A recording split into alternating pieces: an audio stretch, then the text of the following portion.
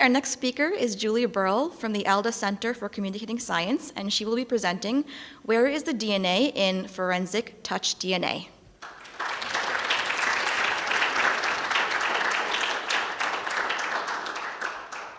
So when I say forensic touch DNA, I'm guessing you guys already know what the heck I'm talking about, because probably you watch one or more of these shows.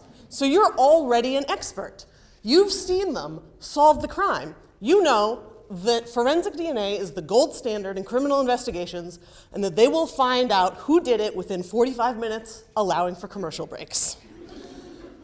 When I say touch DNA, you can probably also figure out what that means, because you know what those words mean. It means DNA that you leave on something when you touch it, when you handle it.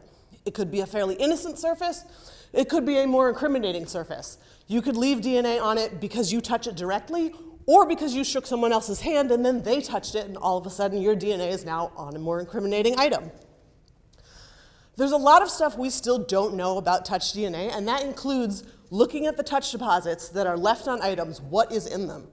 Traditionally, forensic DNA is all focused on those nucleated cells that you can see on the left that look sort of like a fried egg, because the outside is the cell, the nucleus is in the middle, that's where the DNA is, that's where you gotta look. Even though our general understanding of touch DNA actually is that it's the dead skin cells that we're shedding from our hands all the time, and those are cells without nuclei, so there probably isn't any DNA in them anyway. And there's recent evidence to suggest that actually you can get DNA just from the surfaces that's not even in a cell at all. So sorting out these distinctions is an important component of understanding forensic touch DNA. And all of these three potential sources can be what we call endogenous, which means they are arising from the hands themselves. We're sweating them out, we're secreting them, and then leaving them on stuff. Or they can be exogenous, which means we are collecting them, we are acquiring them from the surfaces we touch, and then we are depositing them on something else. So trying to figure out whether they're coming from the outside, exogenous, or endogenous is what we wanted to do. And so how did we find that out?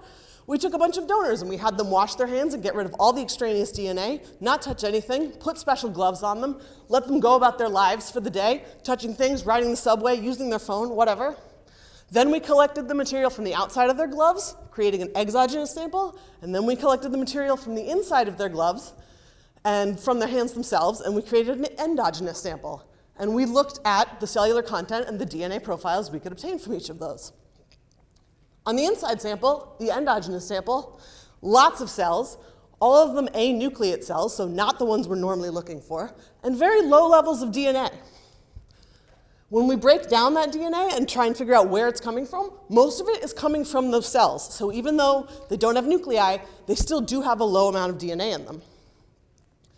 In direct contrast, the outside samples, the stuff you acquire from the environment, very low cell counts, very rare, irregular particulates.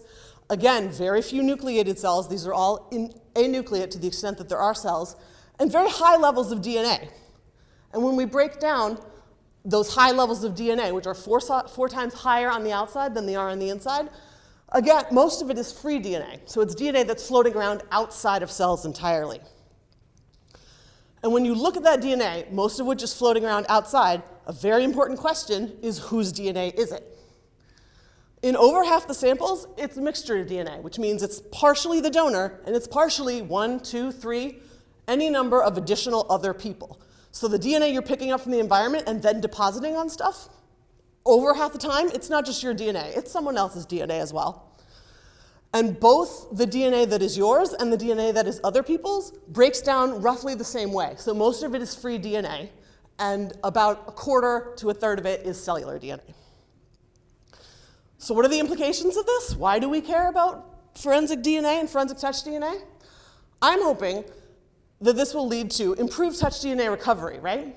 So if we can start targeting free DNA and the DNA in anucleate cells, as opposed to traditional forensic DNA targeting techniques, which all focus on extraction from nucleated cells, we can get better results from a lot of these samples. We'll be able to get more touch DNA samples. Also, when people are testifying about forensic touch DNA, it would be great if they had a better answer than, I think that it's sort of skin cells that you shed from your hands, we don't know a lot about it. It'd be better if they could give a more accurate representation and explain that the likelihood is that it's external DNA, it's likely free DNA, it's acquired from the environment, most of the material on your hands isn't coming from the hands themselves. And then you, the public, could have a better understanding of this information filters down to these lovely TV shows, and you would be a more useful jury member in the future. Thank you.